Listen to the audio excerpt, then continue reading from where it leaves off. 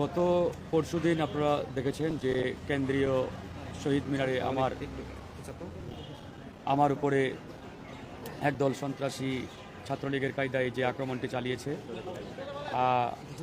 সেখানে আমাকে তারা আমন্ত্রিত অতিথি রেখেছিল। আমি সেখানে বক্তব্য দেওয়ার জন্য যাই। তো বক্তব্য দিয়ে আমি যখন বের হব, আমি শহীদ মিনারের সেই সিঁড়িগুলো দিয়ে নিচে নামতেছি। নামার মুহূর্তেই পিছন দিক থেকে 25 থেকে 30 জন সন্ত্রাসী দৌড়ে এসে আমার ব্লেজার ধরে টান দেয় এবং আমাকে ঘিরে ফেলে অতর্কিতভাবে সেখানে তারা আক্রমণ শুরু করে। তা আক্রমণের এক পর্যায়ে তারা আমাকে বলে যে এখানে ছাত্রদলের নেতারা আপনার বক্তব্যের পরে উত্তেজিত, আপনার বক্তব্যের পরে তারা এখানে ঝামেলা পাকানোর চেষ্টা করতেছে, মানে নামার আগেই। তা আমি তখন ওই আয়োজকদের সভাপতি, যিনি আমাকে বললেন যে ছাত্রদলের ছেলেরা আপনার বক্তব্যের পরে উত্তেজিত, আমি তাকে জিজ্ঞেস করলাম যে এটা তো বিএনপির বিরুদ্ধে কোনো প্রোগ্রাম না, বিএনপির বিরুদ্ধে কোনো সমাবেশ না, আর এখানে ছাত্রদলই বা কেন আসবে, এটা তো আপনাদের ওই বিপ্লবী পরিষদের সমাবেশ। তো এরকম বলার পরে আমি বললাম ঠিক আছে, তাহলে আমি চলে যাচ্ছি, অসুবিধা নেই। আমি থাকলে যদি আপনাদের প্রোগ্রামে কোনো সমস্যা হয়, আমি সেটা চাই না, আপনারা সমাবেশটি কন্টিনিউ করেন। এটা বলে আমি সমাবেশ স্থল ত্যাগ করে আমি নামবো ওই শহীদ মিনারের সিঁড়ি দিয়ে।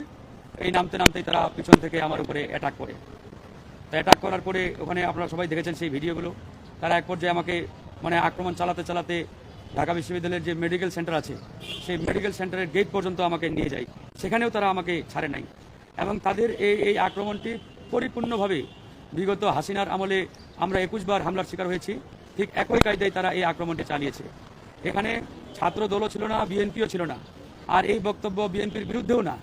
তো সুতরাং তারা কেন এরকম একটি মানে ধোঁয়াশাপূর্ণ পরিবেশ তৈরি করে আমার উপরে আক্রমণটি চালালেন, সেটা অবশ্যই আজকে বড় একটি প্রশ্নের বিষয়।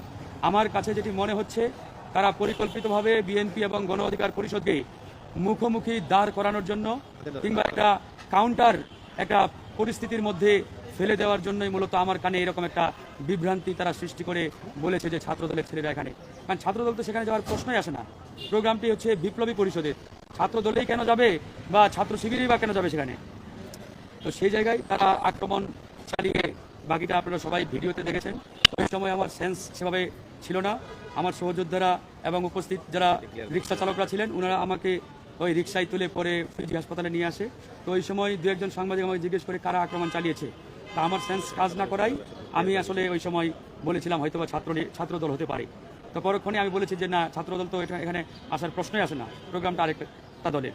যাই এরকম একটা বিভ্রান্তি তারা ইচ্ছাকৃতভাবে তৈরি করছে বিএনপির সাথে আমাদের একটা দূরত্ব তৈরির জন্য, একটা কাউন্টার পরিস্থিতিতে ফেলার জন্য। এরপরে পিজি হাসপাতালে আমরা ভর্তি আছি।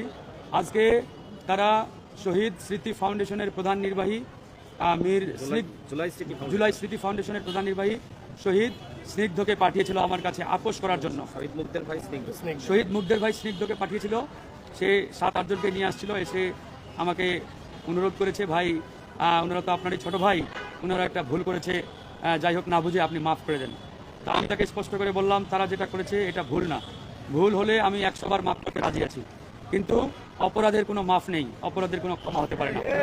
তারা যেটি করেছে এটি পরিষ্কারভাবে অপরাধ, এবং এই অপরাধ তারা একটা জায়গায় নয়, শহীদ মিনার থেকে শুরু করে তারা একবারে ওই ঢাকা কি বলে আমাদের মেডিকেল সেন্টারের সামনে পর্যন্ত আমাকে তারা আক্রমণ করতে করতে নিয়ে আসে দৌড়ায়। এটা তো কোনোভাবেই মানে ভুল না, এটা অপরাধ। তো এই অপরাধের আমরা কোনোভাবেই মাফ করতে পারি না, মাফ করার কোনো সুযোগ নেই। আমরা অবশ্যই এই সন্ত্রাসী যারা, খুনি যারা, এদের সর্বোচ্চ বিচার চাই। আরেকটি কথা মনে রাখতে হবে, আজকে যারা আহত বা শিক্ষার্থী দাবি করছে, এরা কেউ আহত কিংবা শিক্ষার্থী নন। আমার উপরে মানে অনেকের সাথে এরা এরকম ভিডিও ফুটেজ ইতিমধ্যে সোশ্যাল মিডিয়ায় আসছে। সার্জিস গতকালকে আসছিল, আমি সার্জিসকে বললাম হ্যাঁ তোমার নামটা আসছে, তুমি বলছো ভাই আমি তো জানি না, আমি গত পরশুদিন সারাদিন চিটাগংয়ে ছিলাম। তো ভালো, তুমি ডিএমপির কমিশনারকে ফোন দিয়ে বলো এই হামলাকারীরা তো চিহ্নিত, ভিডিও ফুটেজ ছবি সব মিডিয়ায় আসছে, ওদের গ্রেপ্তার করে রিমান্ডে নিয়ে জিজ্ঞাসাবাদ করতে যে এদের পিছনে কারা আছে, কাদের ইন্ধনে, কাদের প্রেসক্রিপশন এরা বাস্তবায়ন করছে। তো এটা এদের গ্রেপ্তার করে জিজ্ঞাসাবাদ করলেই তো হয়, কিন্তু তারা সেটি করে নাই। এখানে দেখতে পাচ্ছি এই সন্ত্রাসীদের গ্রেপ্তার করতেও তারা গড়িমসি করছে।